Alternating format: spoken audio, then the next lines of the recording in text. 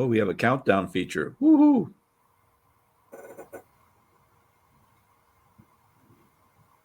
Good afternoon, everybody. I'm Rob Biederman. I'm from the SAME National Office, and welcome to an SAME Programs webinar, Post Leaders Introduction to COIs, what your COIs can do for you.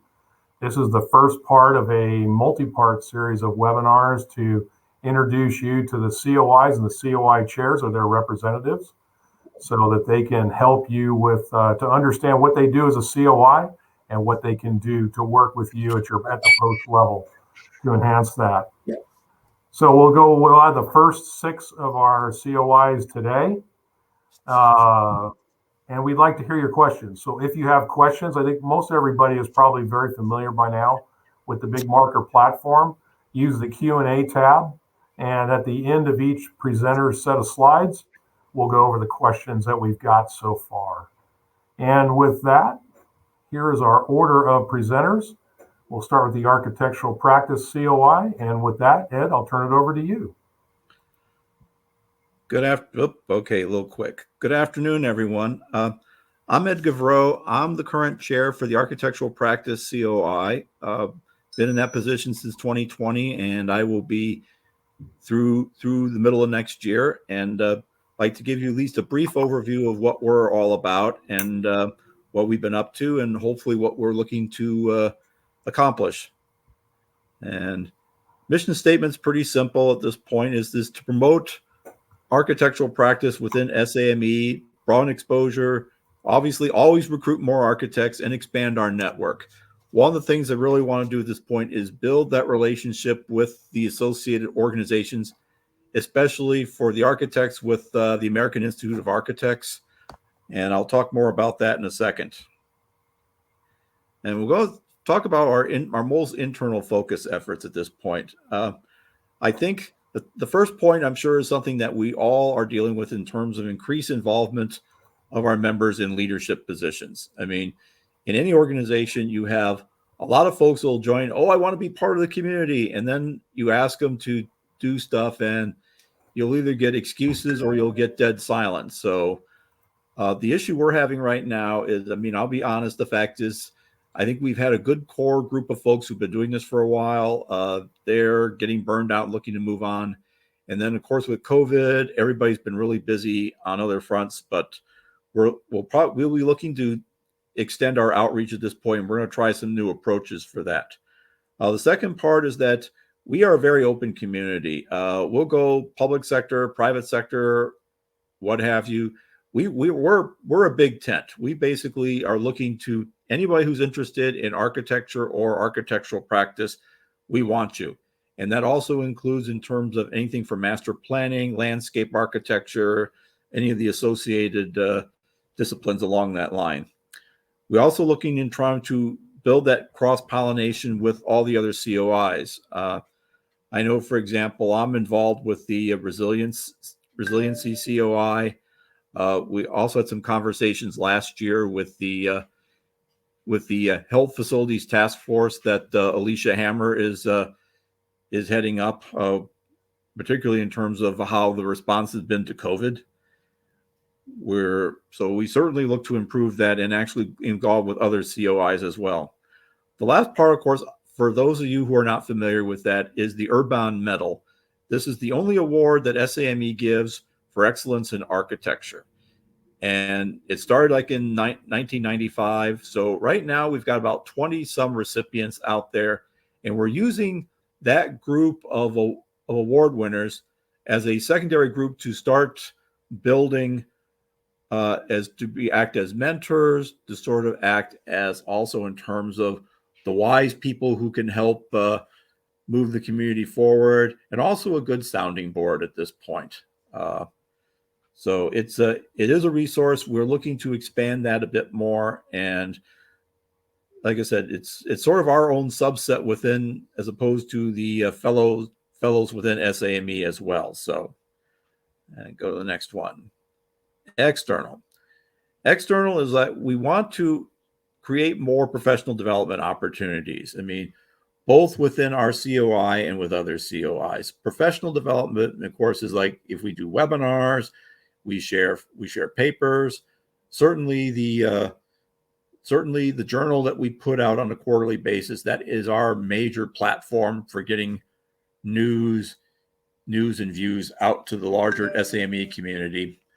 And we're in the process of doing some changes on that in terms of how we produce the journal. So looking forward, we're going to have some really great stuff out of that. Kathy Otis is helping on that, and she's been a great help in finding a new way of how to do this. Raising the profile of the Design Awards program. After a couple of years of heavy lifting, we finally got approval. We did the awards program last year. Even though we had a very short fuse, we had over 30 applications came in, and we ended up making, I think, about 6 awards. It was done very well. I will tell you, I'm already getting phone calls from AE firms asking, hey, when's the Design Awards going to open up? So I think we've got some traction here. Just for everybody's information, you can expect that we'll be putting an announcement out probably next month, but we're going to coincide with the rest of the SAME schedule with awards. So at least we'll be all close to about the same schedule at this point. And as I said, the last point, as I earlier before, is building better relationships with AIA and other groups. That has always been a big challenge, because the membership of AIA is the vast number of members are like 1 or 2 or small firms who really don't do work for the military. But obviously the larger firms certainly do.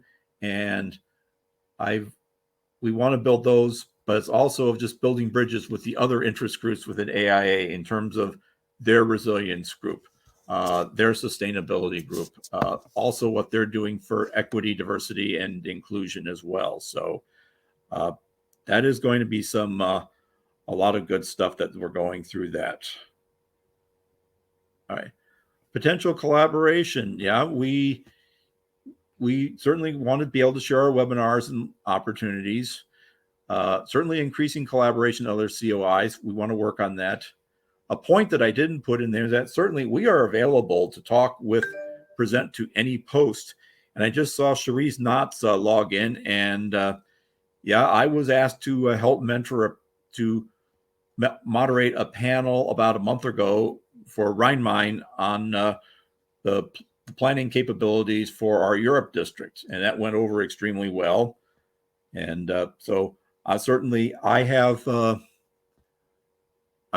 willing to do that, and most of our folks are more than willing that if you need somebody to talk to your post or make a presentation, please let me know. I can do it, or I will ask somebody else within the community to do that, preferably somebody who's closer in your own geographic area. But if you want me to be able to do it, we'll just give me a ring, we'll chat, and we'll see what we can do. Next. All right, right now, at the moment, this is where our key positions and point of contact. I will admit I stole shamelessly from Resilience in terms of their platform, but like I said, we don't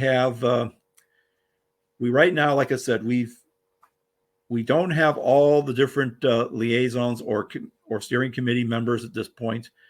Hugh Darville, who just retired from active duty from Huntsville, he's doing the IGE and Tech Advisory. Kathy Otis is doing the regional local posts. Yvonne Lee is doing outreach right now. Cybersecurity, we still have to find somebody for that, but we'll work along the line. Web development and journal, David Packard is acting at the moment, but as I said, we are looking for somebody else to be able to do that. Membership sort of right now is collective, but I'm probably going to look for somebody to really take that on hard. Jose Matute from Miami right now is our education lead. On Design Awards, JJ Tang and Paul Loomis have that. On liaisons and collaboration, I know we have to do a much better job. I know the young members, they asked for members. I said I need to take a pass right now, but I think I'll have somebody in mind in the next month or so. And when we meet at SBC, we're going to have that discussion of filling all these slots at this point and getting folks to step up. I will say at this point is that I already have I already have a successor lined up for me for next year. I intend to probably announce that within the next month, but it will definitely be announced by SBC, so you'll know who will be taking my place next year. And we'll just see how that goes. I'm thinking, is that all that's all I've got. So first of all, I guess, are there any questions? I'm going to the Q&A slot. I don't see any. No questions? Okay. All right. That's good. So at this point, I'm going to segue over. I'm going to go to energy and sustainability. Take it away. Norm, it's all yours.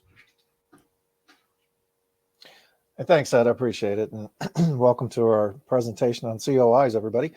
Glad you can make it.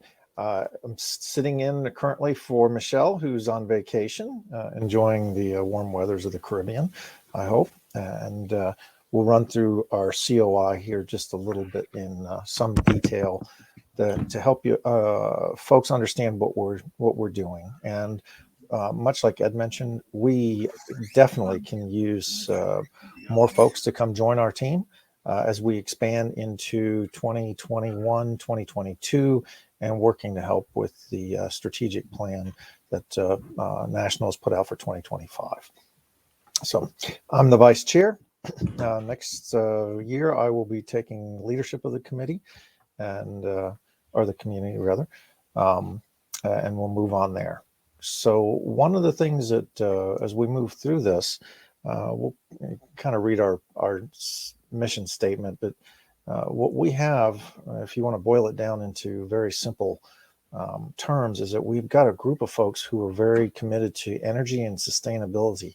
And that is a very pertinent topic at this time, especially from a perspective of resilience. We work closely with the Resilience COI and some of the new directives that have come out of OSD for sustainability and energy assurance, as well as what is happening or coming out of the executive branch, especially with new commitments to renewable energy and EV systems. So we're in a space that's actually very active, and we would like to have more folks that can help us promote that activity within the rest of SAME. Okay, I got an eye chart here for everybody. So just in case you were having trouble reading, you know what they say, you're only supposed to have like a couple of bullet points on the slide. Well, today we're going all in. You can find this particular information on the SAME National website. So I shamelessly copy and pasted it, but really what we're trying to do is we're trying to make sure that we're aligned with the mission, the strategic mission of National, and where we're headed as as a complete organization. And our goals are to try and mesh in as seamlessly as possible, so that we are in lockstep and we're providing content and advice and how do I say this, leadership in energy and sustainability that supports the National, the posts, and our sustaining members, as well as promoting within DoD, the rest of federal government, and our IGE type folks. All right, enough of the eye chart. Let's go real quick to what are our focus areas. Increased involvement from our group in national post and COI leadership positions. One of the things that and we haven't firmed this up yet with the leadership committee on the COI is we really want to extend post outreach. The posts are the lifeblood of our society, and we would really, really, really like to be able to be more active in that realm. So it's one of the things we're going to take on in 2022 is to see how we can actually do that.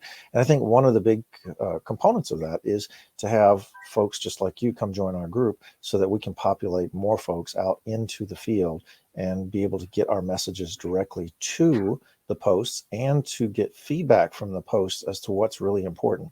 The reason for that being is, let's say, for instance, you're in California and energy and sustainability is a very critical issue with you right now, especially with wildfires. Or perhaps if you're in Texas, Louisiana and that area, your energy and sustainability issues are more around hurricane season and the things that are happening there. So we would like to be able to tailor opportunities for information and or outreach that would match in those areas. So the more people we have in our group that represent those areas and can have that conversation happening, the better off we're all going to be. So that's one of the things that you'll be seeing. But I invite any and each of you here on this call today, on this presentation today, reach out to me or Michelle or any of the folks on the team and say, hey, what can I do? And guess what? We'll find something. We will get you engaged. There's no doubt about it. So that brings me back to the second bullet point, which is we're going to recruit more folks from energy and sustainability. I realize that word sustainability has a lot of different meanings, and it doesn't necessarily have to be around energy, that being either electricity, natural gas, so on and so forth. There are a lot of different things in sustainability, and we were working on some water sustainability issues with one of our webinars recently. It was incredibly interesting, and I think we need to be able to expand that out. And again, that's part of having a more diverse group of folks in the COI that can help us with that. I'm an electrical type person, so my energy world and energy efficiency, so my energy world revolves around electricity, natural gas, things like that. But there are so many other things that are happening that we would love to have your input and others going in there. Increase collaboration with other COIs. That is definitely high on the list for us. We are very, very tight with the resilience folks because we share a very common theme. So we definitely would like to expand our directness with other groups the same way that we are with resilience, and that really is based on our leadership and how we're going to go after it. And we've started setting some goals in place, and I think we'll achieve those goals. But that's definitely something that we need to do. And we're also, looking for opportunities to support the strategic plan, especially with IGE. And I think that's something that rings clear from all of our past meetings, especially board meetings with national. That is a big part of our strategic plan, and we want to be there to support that. Okay, external focus. We've had great success with our webinars. We had some incredible content this year, much like everybody else during COVID. Improvise, adapt, overcome. And webinars have been one of our life bloods to that. We will continue doing those. And we would like to expand that a little bit more to be able to offer content to posts so they could have some of these webinars available to them for, say, their monthly meetings, and might be able to make things easier for a post to get a presentation together very quickly, especially since we've now all become experts at Teams, Zoom, Big Marker, you name it. Somebody mentioned Skype, but we're not doing that anymore. That one's having difficulties. Although I was on an Adobe Connect one last week, and I didn't realize that platform still existed. I thought that 1980 buried that, but I guess it's still there. So the other thing that we're going to be continuing to do, and we'd like to expand, is our support of JETSI and Facilities Management Workshop. We've provided input for presentations. We've also done reviews for presentations so that we could help with our knowledge base, so that the content is top notch for the folks attending, and we want to continue that. I'd like to expand it if possible, which means more people that are reviewing abstracts and getting engaged with the folks that are putting those things together. I think it's beneficial for us. It's beneficial for the society. It's beneficial for those programs as they are premier programs in the country, and they keeping them that way is definitely a focus of ours to help that. Also, the other thing that we're going to be doing is we're going to be reaching out to other organizations. So I've got a kind of a word salad here for you folks, but generally speaking, AEE is the Association of Energy Engineers. LEED is probably someone everybody knows. ESA, so the Energy Storage Association, the Office of Energy Assurance. These are some of the folks that the bottom ones here are DoD folks. So we'd like to be able to reach out to those organizations that are in energy and sustainability and invite them to come join us, and see if they can't invite us to come join them. So those are some of the things that we'd like to be able to do moving forward, but we need your help to do that. My Rolodex is big, but it's not that big. So if we put all of our Rolodexes, but we can put a whole bunch of people together in other organizations that are like-minded and expand SAME's reach in that direction. So that's one of the things that we're looking for. Potential collaborations, certainly the webinars, working with the COIs. And then one of the things we're thinking about is developing a specific online training program that's available to SME members that will help in energy and sustainability. That one's in its early infancy, and love some input on that. Because I think that would be something that would be value added for both the membership of the society and the society itself. Okay, this again is on the website. You can grab this, but these are our folks that are on the leadership group. And again, we are not limited to this. We would like to have 20, 30 more people in our meetings so that we can help and bring the message of energy and sustainability out to the society as well as to our partners out in the space. Okay, with that, I am going to turn it over to Lisa Cooley, who's going to talk about the Facility Asset Group. Hi, good afternoon or morning, as the case may be. And I'm Lisa Cooley. I am the chair of the Facility Asset Management Community of Interest. Relatively new in the role, kind of took over the reins last fall, a little out of sequence due to some COVID disruption. But we are really trying to affect a little bit of I might call it a little bit of a renaissance for the Facility Asset Management Community of Interest. It is the largest COI, but has struggled with some over the years with sustainability and succession planning. And so we're really trying to do some focused work to ensure the longevity and consistency of the FAM COI. Richard Polo, I believe, was not able to join us today, but he is our newly anointed post liaison. And so very excited to work with him as a conduit to the post to make sure that we are serving your needs. Next slide. Oh, I'm advancing the slide. There we go. Okay. The mission statement of the FAM COI is to improve the efficient, effective, and sustainable stewardship of federal facilities through research, advocacy of asset management best practices, fostering educational and professional development opportunities, and really looking at the current and future facility management issues.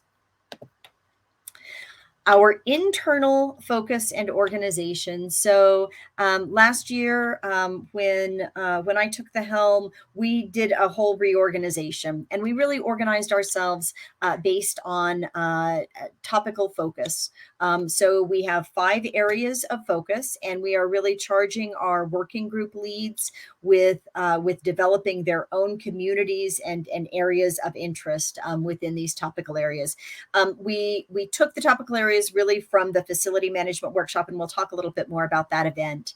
But we wanted to organize ourselves in a way that really supported successful execution of the facility management workshop, but also extended beyond that through the year around these focus areas. Again, we're really working towards that strategic sustainability of the COI, working on a strategic plan and succession planning.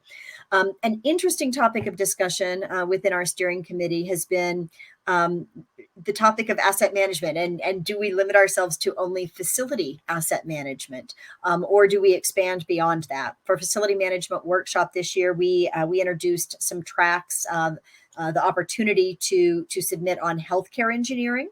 Some of you may be aware of the Healthcare Engineering Task Force, and we were working with them to get some presentations placed. And then we're also really looking at like linear assets and pavements, airfields. And so there is some discussion that really we should transcend just facilities and focus on asset management as a whole. And again, FAM is one of the largest COIs, but we are working to drive more meaningful member engagement. A little bit of an organizational structure. So again, we have kind of the five topical leads. I'm driving towards calling all of these working groups.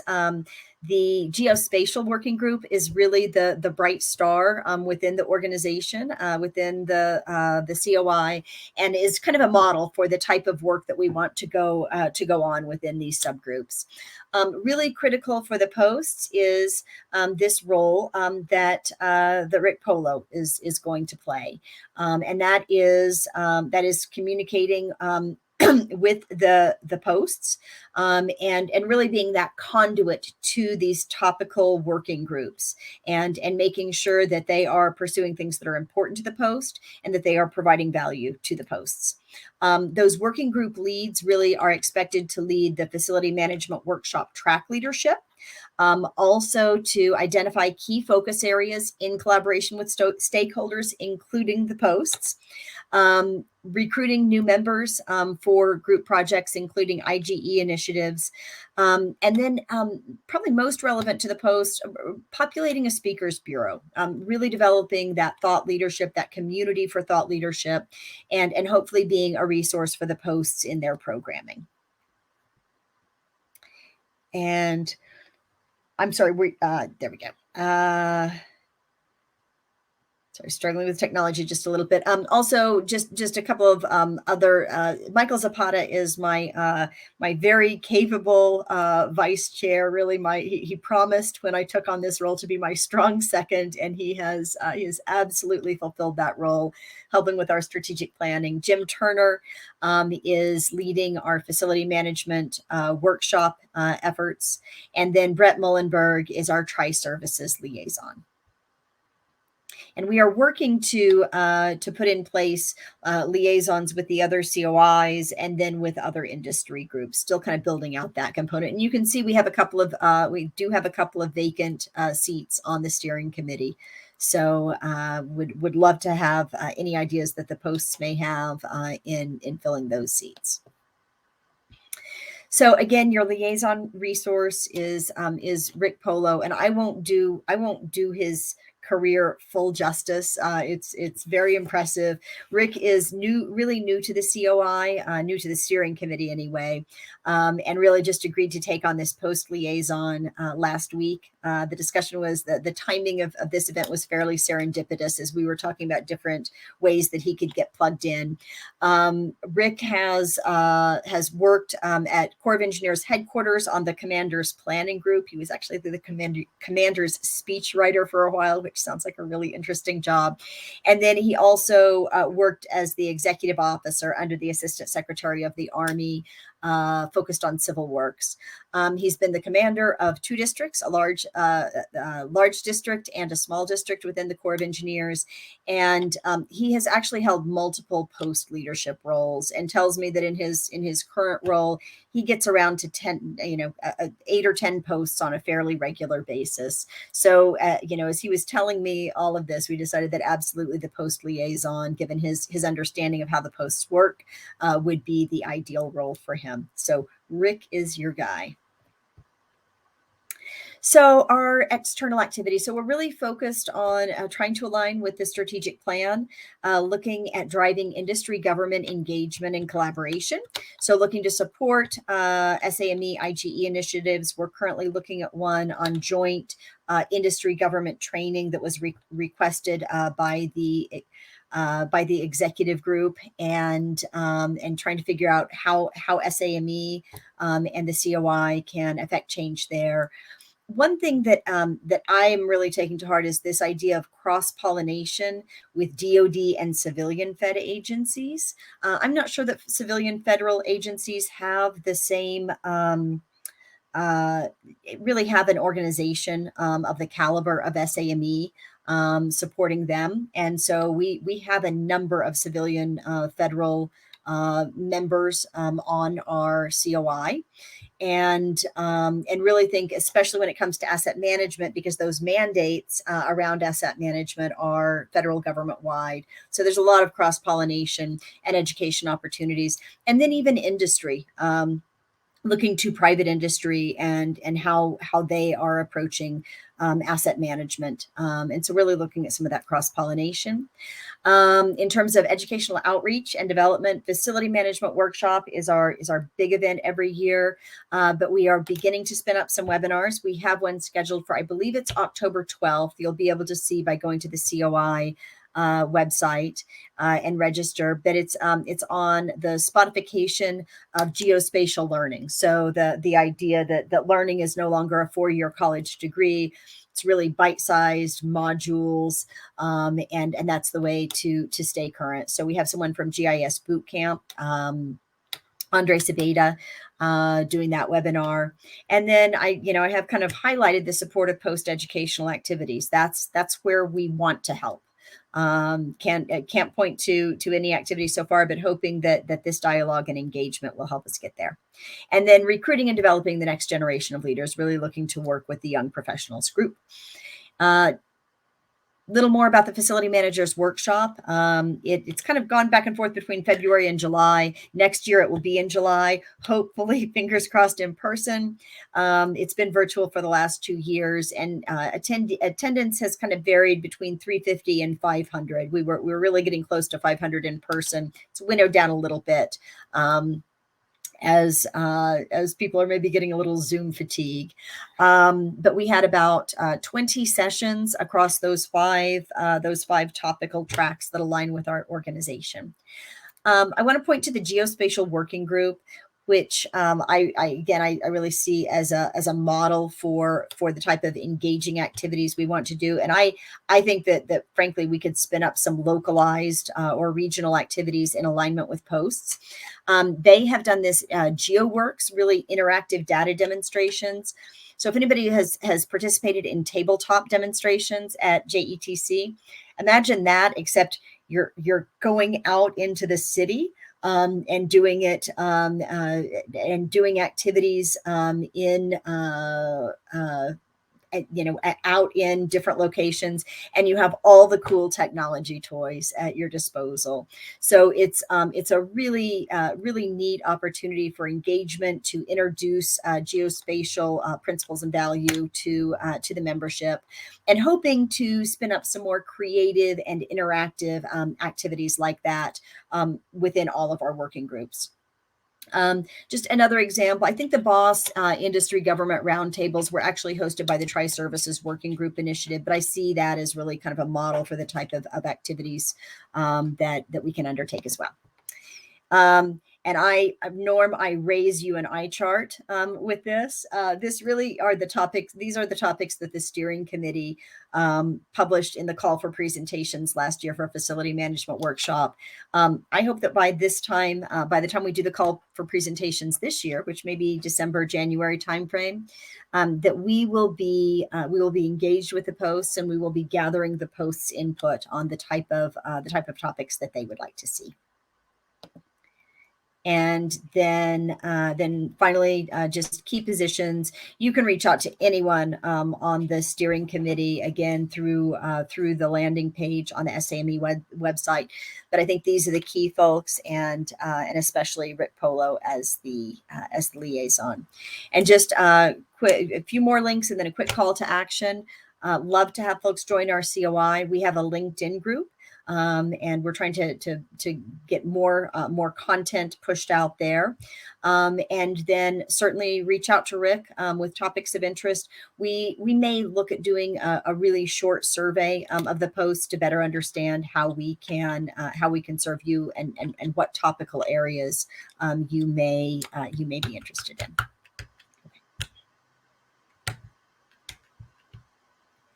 And you're going to give me, Rob, remind me who I am handing off to. Maybe Chris? Chris. It's me. Hey, everybody. How you doing? So I'm happy to see that my camera's actually working here, because just as I jumped on, it looked like it fell off again. So glad that it's up and running, and happy to be a part of this this group and share with you a little bit about what is going on with the International Community of Interest overview. So unlike my colleagues who just presented on their COIs, our COI is the international one is just a a touch different, and quite frankly, as I deliver this to you, is going to be in the midst of a retooling going into 2022. So all of you on the call here, with the exception of my relief, who will be Sharice Knotts, who I know is also on the call, and Rob are probably the only two beyond myself right now that know what is going on. So you'll be some of the first to hear on what the changes are in store for the International COI going into 22.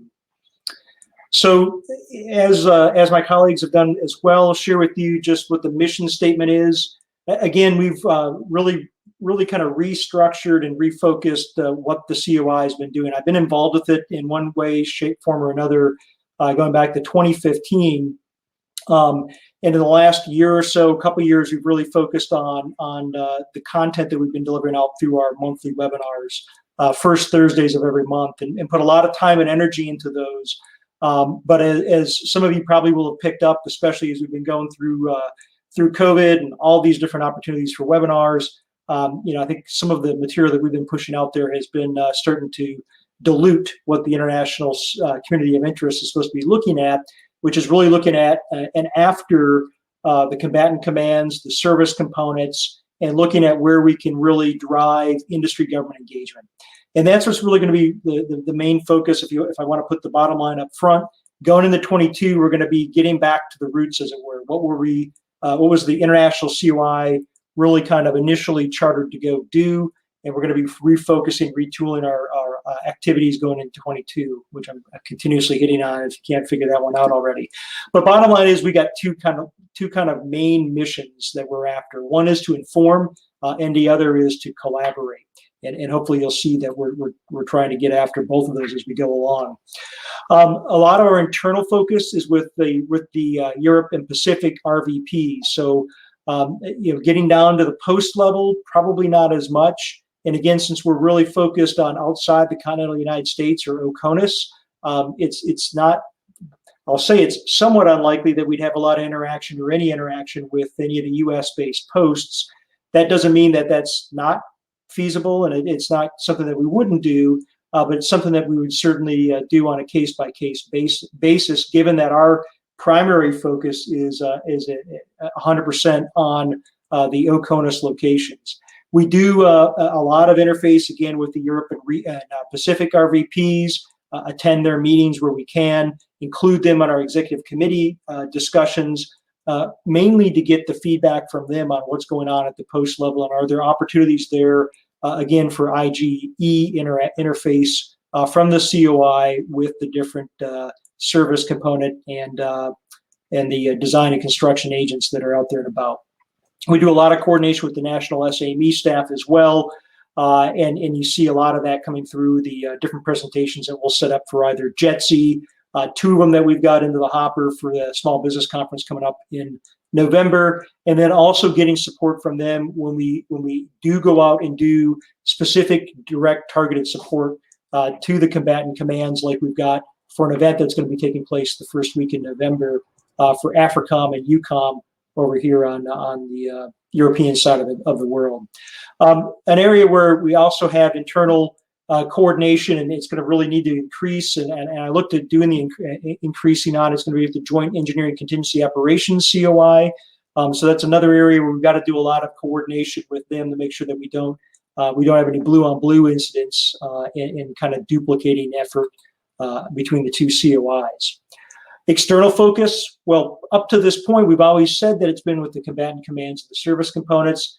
We diluted that again over the past year, I would say, in getting into some very, what I'll call project and program delivery specific topic sets, things that I knew were important, at least to the Europe and the Pacific sides of the world with regards to things like DD 1391s and cost estimating, et cetera. Those are still important areas of work and areas of interest. But we're going to look to shift those out of our COI into some of the other COIs, potentially those that have even have spoken earlier today.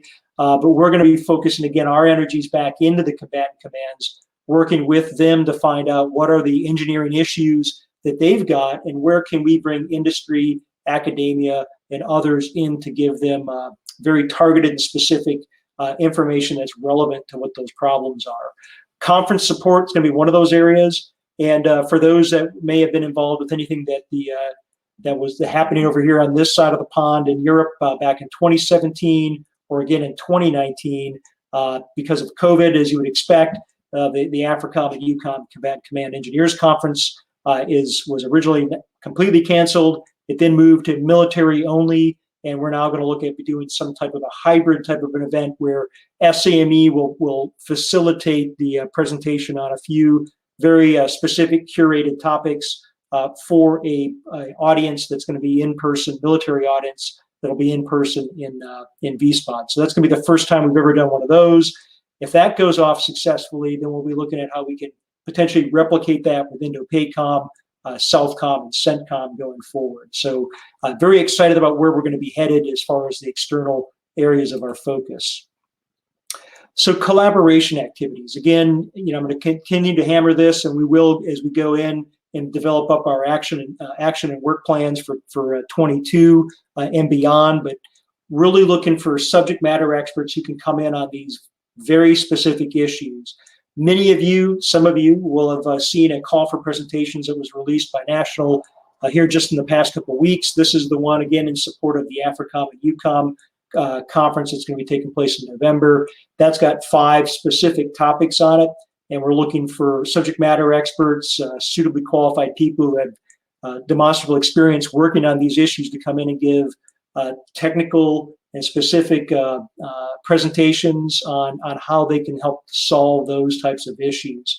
So that's going to be one of those areas, is any of these conferences that we're able to set up with the COCOMs, looking for subject matter experts to come in and support on that.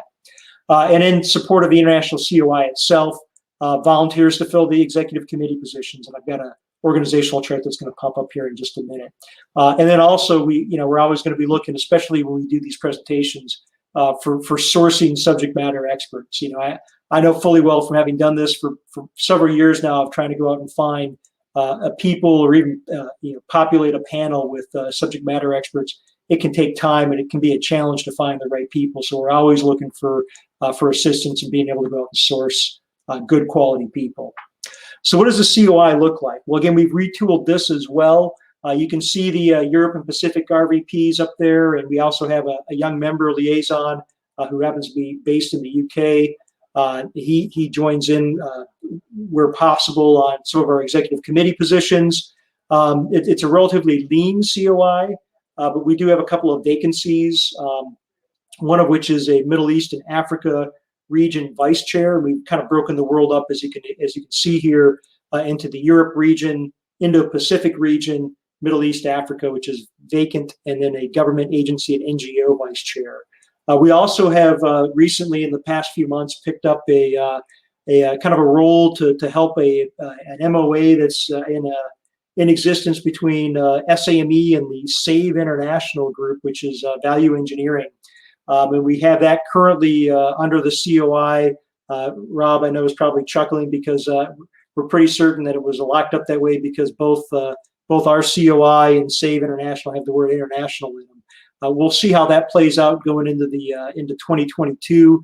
It's possible that specific coordinator will end up moving up underneath a different COI, but we're going to be looking after that until such decisions are made with that. But we are looking for, again, where could we help? Where could you help if you're interested? Someone who's got demonstrable experience in the Middle East and Africa, looking for someone to look after those 2 areas that would enable them to have direct interface with CENTCOM and with AFRICOM as we try to develop specific content for them. And then, we could use a shoulder with comms and marketing. That's always a useful thing in trying to get the word out and share. And especially as we go into doing events, it's always important to be able to have that kind of a wiped, kind of pulled together and utilized. All right, so here's your listing of current COI contacts. You've got names and email addresses.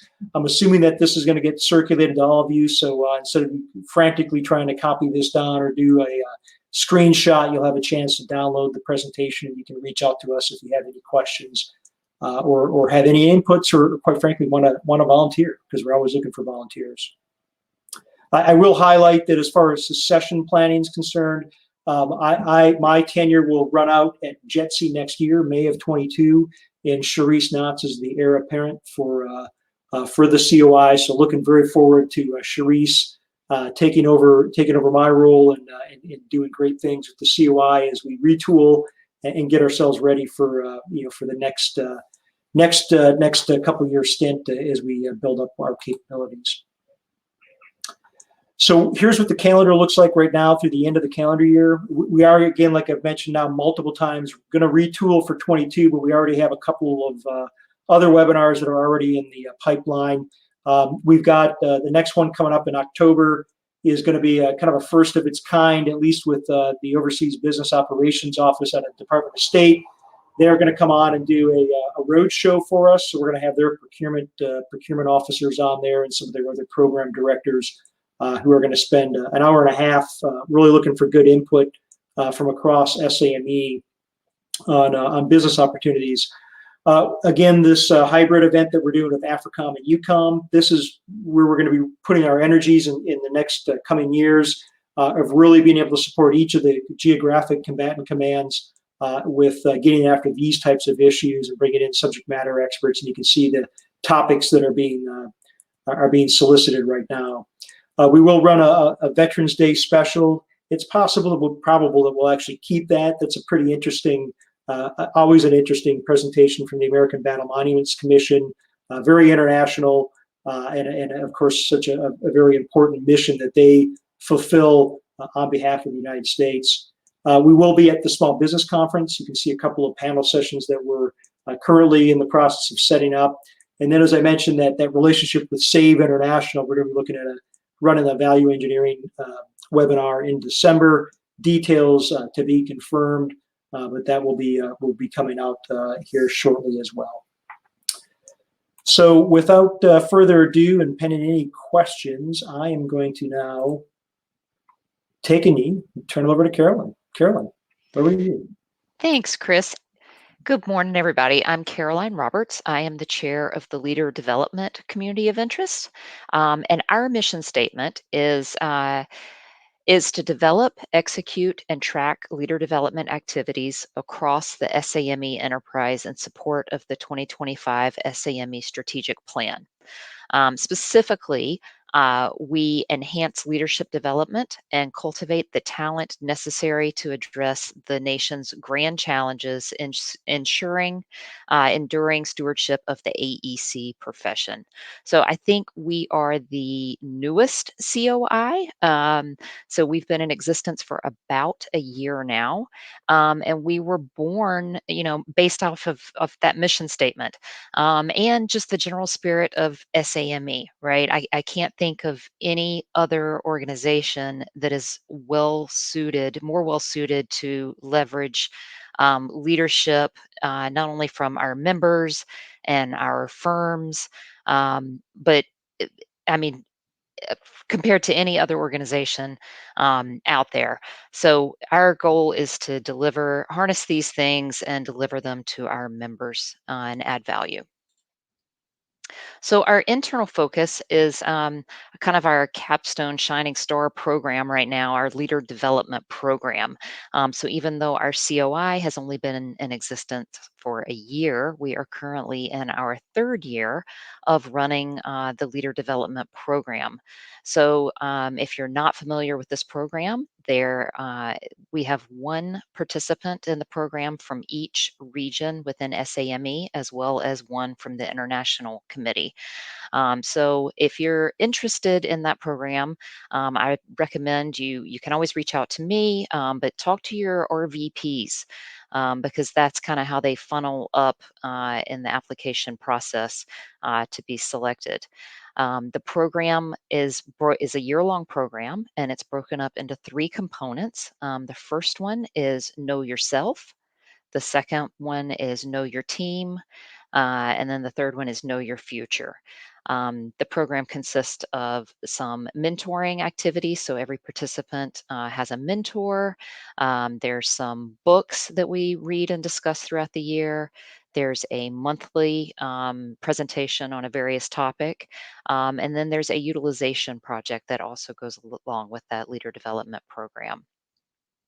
In addition to the National Leader Development Program, we are also focused on post-level leader development programs. So some of you may be aware of some very mature programs out there for some of our posts. I'm thinking of the one that Bob Wolf runs in DC, Northern Virginia area, that's been in existence for a while, as well as the San Antonio Post, harnessing what Eric Wilbur and Don Gleason have been doing there for some time. Um, our focus within the COI on post level programs is ensuring that whatever the program is comprised of is just making sure that everyone knows that it's scalable. So you don't have to start off with a grand vision, and something as mature as, say, the DC or the San Antonio Post. You can start small, and whatever would be of interest to your members at your particular post. For example, the Seattle Post decided this past year to start a leader development. I'm going to call it a program, but it was more of 6 month, just getting together once a month to discuss a various leadership topic. And that's what we did. We harnessed our fellows within the Seattle Post, as well as some military members and some national resources to bring different various discussions to our members in the Seattle Post. And interestingly, because it was during the COVID environment, of course, everything was virtual. And we actually had a lot of people interested from outside of the Seattle Post, which was exciting. Of course, we had our Seattle Post members, but we also got to meet members from other posts all over the world who would join us because they were interested in the topics. Okay. Another internal focus that we have is mentoring, and that comes in a variety of flavors as well across SAME. So, as I mentioned with our leader development program, every participant is assigned a mentor to help them, navigate the program and add value back to SAME and our members on their projects. But also, SAME has camps that have camp mentors. We also have our fellows who, when they become fellows, they sign on to take a charge and an active role in mentoring across the society as well.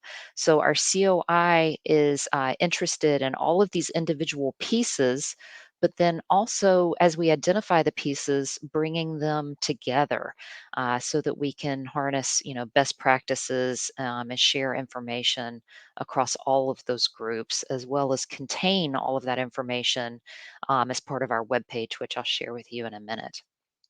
Our other internal focus as a COI is our monthly programs.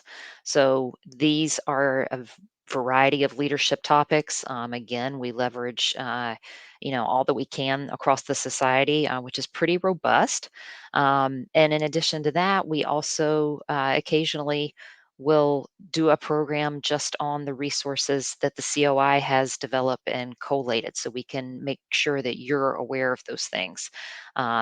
Such resources as, our post-level leader development programs.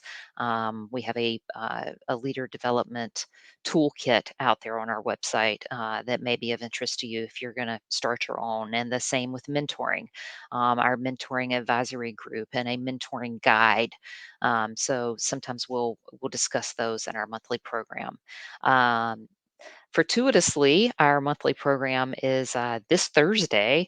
If you'd like to join us for that one, we're speaking on the topic is communications, and Julie Erickson will be delivering that monthly program. Okay, external focus areas, of course, are IGE activities and events at national and post levels. So I think the most obvious is just in our LDP programs, whether that be at the national level or at the post level. We're constantly, promoting that IGE engagement and communication and collaboration. Speaking of collaboration, also our external focus could be, I think the best example is our UPIC projects, which stands for Utilization Project Implementation Capstones. So every participant in the national LDP program is responsible for selecting a UPIC project, which the only guidelines there are that it adds value back to the society at either the post level, the regional level, or the national level. And some of those topics, obviously, they're chosen by the participants, but they initiate collaborations in a variety of different ways. So we'll have IGE events just from participants pairing up and working on projects together.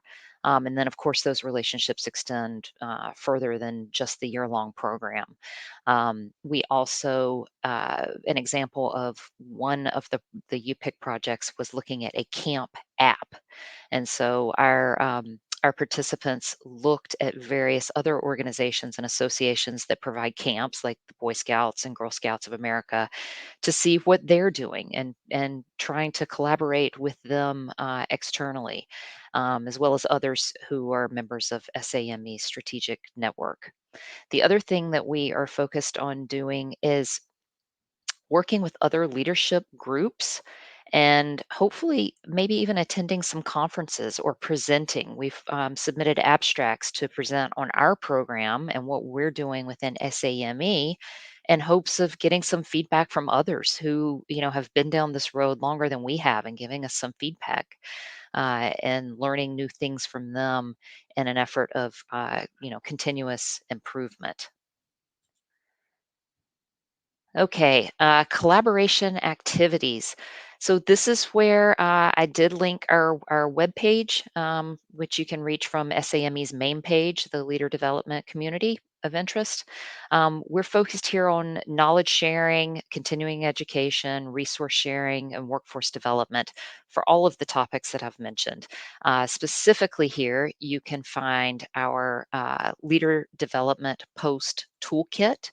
If your post is brainstorming or dreaming about bringing some of these opportunities to your post members, and specifically your young professionals might be interested, we've collated a guide of resources that we've put into a toolkit for you. So it would give you the roadmap for things that other posts have done, as well as a list of speakers and presentation topics that we found to be successful and gotten positive feedback on that maybe you would want to utilize.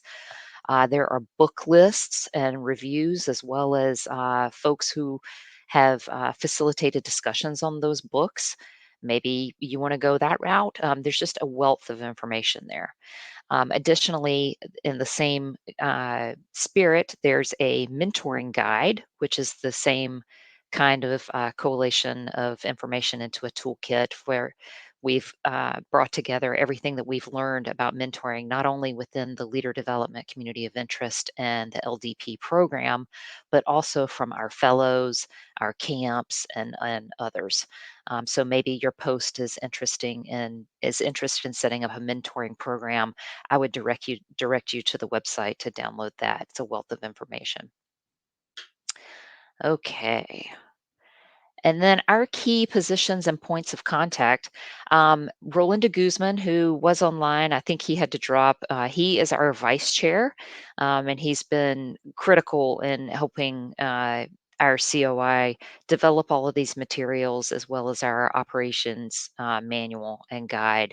And then our steering committee is made up of a lot of individuals.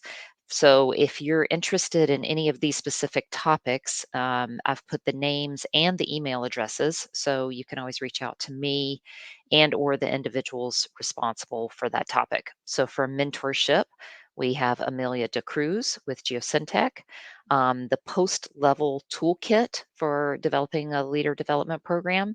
That's Eric Wilbur. Mike Darrow leads our leader development program at the national level. So if you're interested in that program or have any questions, you can reach out to him. Zach Payne is our programs chair for our monthly webinars.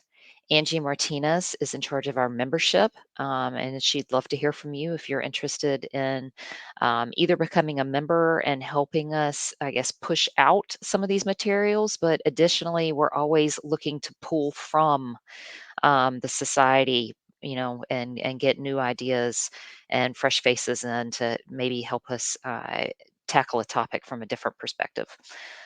Streamers is Charlie Hart of GSA, and we are continuously looking from an evaluation perspective on how our programs are doing and how we're adding value back to the society and how you can quantify that. So if you're interested in helping us do that, Colonel Hodgeboom's taking the lead there. And I don't see any questions in the chat, but if you have any, feel free to type them in there. And I am going to turn it over now, I think, to the Resilience Committee with Al. Thank you, Caroline. Good morning and good afternoon to all of you. Thank you for being part of this discussion and conversation. I know it's kind of getting a little bit later in the day for those out east and early morning for those out west. But I really appreciate you being on the call. I believe I'm going to be the last one presenting, so if you can hang in a few more minutes, we'll hopefully get through this and answer the questions you might have. Like most other COIs, I think you've heard quite a bit of great work that's being done across the board. And the Resilience COIs is very active as well in trying to accomplish goals and objectives on behalf of SAME National, as well as the posts. So with that, I'm going to just kind of touch a little bit on our mission as defined by our group. The COI, the Resilience COI, was really set up very well aligned with the strategic plan for SAME. The second goal in that plan states specifically that one of the objectives is to build and sustain resilient communities. So the COI for resilience is set up to do so by working through what we're considered to be support to posts, as well as using national initiatives as a way to contribute to the government and private sector collaboration, the IGE type of activities, to minimize the impacts and enhance the effectiveness of response and recovery to both natural as well as man-made threats. And the man-made threats, of course, are extensive in terms of cybersecurity areas of that nature. So that's kind of what we see our mission as in terms of supporting the goals of SME strategic planning. The way that we're structured right now is, and I say now because we're going to be going through some alignment, restructuring, if you will, to better align ourselves to meet the needs of the future for the resilience. Resilience is a term that's being used quite a bit. I think most of you are well aware of it. It cuts across multiple sectors. It cuts across multiple disciplines. And frankly, it has so many different broad definitions and inclusivity in terms of what is resilience, so that it makes it very difficult to really align with any one particular area and be committed to that. So we're trying to be a little bit more broad with how we approach it. And I'll talk about that in a few minutes here about how we're structured to accomplish that further going forward. So as it stands now, I'm currently the chair. I recently took over from Joe Manus, who most of you know. I've been involved in Resilience COI for quite some time. Prior to that, I was involved in TISP, which is the predecessor to this particular COI. And as such, I've been involved in resilience for several years through SAME. We have a regional and local post outreach lead in Brett Vilhusen. We have an outreach effort to the post by Mike Pamplone. And those two gentlemen are really trying to get some things going to reach out to you all and get more engagement. And it's something we'll be talking about here in the coming weeks and months and how we can improve that engagement with you all. We have a cybersecurity lead with John Inyard, and then a development of the content and communications related. That's Joe Manus and Caroline. Joe has been gracious in helping stay on with the Resilience COI to help us with some of his talent and knowledge, and one of which is to help us with some of our communications and the content with the website. And also we have a LinkedIn media area as well that we need to work with to enhance as well. Membership is Jay Manick, trying to increase the membership, not only within the COI, but also to really get folks active in SAME as a whole from outside the organization as well. And then the collaboration, and I can't thank enough all of the chairs that spoke earlier here this afternoon about their work, because every one of them has been great to work with. And we have another person that we've added to our list of connections, if you will, and that's Taylor Daigle, who's the interface with us, the liaison for the young members group. And Caroline, I do need to add you in here since we might be able to do some things on the leadership side together as well, leadership development. So we'll have to make sure that the next slide has that for the next time. The makeup of the COI members, and right now we have a fairly active group. Really have representation from federal DoD agencies and civilian agencies and a few regional public agencies as well. Private sector is well represented in the COI. Academia representatives as well as national labs, Idaho National Lab. We're interfacing with them and trying to get them more engaged in the COI. So there are some folks that are at least either by second or tertiary connections are connected to all those different organizations and slightly professional organizations that share some of the same vision and goals that we have. So it's kind of nice to have that kind of reach and to have people within our COI that either are in those sectors or have direct connections to those other sectors. And that's something that we want to leverage more as we go forward. As far as the collaboration areas, one of the things that we try to do is identify to you all, to the post leaders, where are some areas that we can collaborate and look at not just yourselves and ourselves internally, but also externally to potential teaming partners and collaboration partners. So the areas that we identified, at least some of them, are knowledge sharing and sponsoring events together. Some of the credentialing that might be involved in continuing education. Some of the sessions we put on could be have PDH components to them. Resource sharing for sure, as we're all volunteers, and the more we can share together in terms of spreading the work and spreading the wealth, the better. And that includes recruiting others as well. Collaboration, having standing meetings, sharing best practices, supporting any kind of legislative actions that are being considered at a national level. And advocating is not really the right term here. It's really more supporting because we don't really do advocation. That's really a national role. But also technical webinars, publishing articles, or sharing article publications. And to some extent, we want to be involved in some of that workforce development and leadership development from the standpoint of resilience. And those are the kind of things that we think are areas of collaboration between ourselves, the posts, and IGE activities outside of the organization. And the specific topics that we'll be trying to cover when it comes to collaboration include disaster management, emergency management. Of course, cybersecurity is big. Many of the COIs are involved in those issues. Community resilience, mitigation activities, risk management, climate change is another area that we're trying to get more engaged in. And I'll talk about an initiative that we have coming up here on that.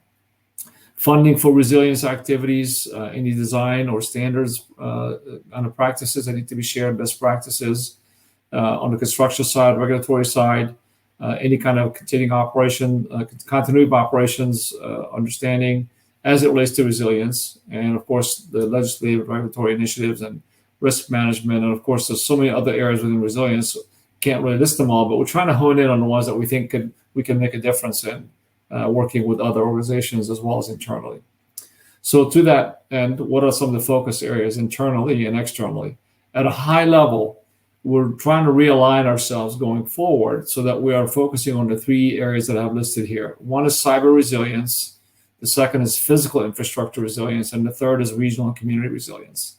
And the reason that we're doing that is because there's so much out there, there's so much different tracks and lanes you could be in, that it makes it very hard to really focus. So this is what we're trying to narrow it down to. And even this is a big list. But the idea is that we have this to work from and work with all of you to see what areas that you're working on that within those parameters that we can help you with and vice versa. So within the cyber resilience that, of course, that affects our transportation systems, government and building and facilities, power and energy. And both of those areas, by the way, government facilities and power and energy are directly connected to what my colleagues, other COI chairs have mentioned, and that collaboration between FAM and architectural practice and sustainability and energy sustainability and environmental, all those are connected. And we definitely see that potential collaboration with the cyber area as one common denominator between us. The infrastructure resilience, we're kind of trying to hone in on some things that are beyond what the other COIs are focused on. And then with climate change and regional community resilience, climate change and adaptation is a big topic we want to try to tackle. risk assessment and mitigation, disaster planning and recovery. And there's some things that we're doing here in that arena that will come forward, we'll be moving forward with as we go forward. So internally, a big part of our effort is what we're doing now is to reach out to you all as post leaders and really figure out how we can continue to help you. We're working with several posts already to help engage and promote activities that the posts have, and collaborating by virtue of just support, if nothing else, but also perhaps at some point offering speakers and others. We definitely are collaborating across COIs. We're trying to share a lot more information through our webinars and our newsletters. We also, the website is something that we're trying to populate with upcoming activities and events. We're trying to leverage TM&E as well as any social media to promote some of the things that are happening in resilience, whether it's within SAME or partner organizations that are doing some activities that would be of interest to SAME members. And then the technical resource database, something we're working on. One of my colleagues mentioned about an advisory or subject matter expert speakers bureau kind of thing. I think it was Lisa that mentioned it. One of the things that we really want to do is build that capacity, and we're trying to see if we can work with national, so it becomes kind of a master subject matter speakers that we can have for all the COIs. And that way there's one-stop shop that you can go to and hopefully get topic experts that you can reach out from the various COIs. And it's something we're working with Rob on to see if we can be a pilot to get that going and hopefully help others. And then supporting SAME National through participation on the board. All of us are members of the board. Annual work plans. We have 3 goals in the work plans. Also the streamers, helping with that. And of course, the national conferences and regional conferences, whether it's JETC or SBC or any of those events that we can participate in from a technical track standpoint or other engagement. And then some of the special project initiatives that National has that we get engaged in from time to time. Externally, a big focus is IGEs. We have 2 of them that are starting up. One is underway, the other one is about to start up. Some of those are led by National, some of those are led by the posts, and some of them are going to be led by us from the COI perspective, whether it's intra-COI or intra-COI collaboration. We'll be looking at some of these IG events going forward. So that's a big focus area externally. And then we've started what we call the collaboration network, which is to go beyond the strategic partners that SAME National has identified, obviously working through that process and trying to engage with them. But also we developed a list of additional potential partners that are involved in resilience, that are specific to resilience, that we're trying to reach out to on the federal side and see if we can engage with them to collaborate on some events or some information sharing or figure out a way to share resources, et cetera. And an extension of that is looking at potential other organizations, professional organizations like ACEC, CMAA, ASFPM, and others who are parts of that community as well, to see if there's some things that we can share with some of their work in resilience. So a lot to take on. These are not tomorrow kind of activities. It's just goals, focus areas that we want to move forward with and continue to grow in as we build our capabilities across the organization.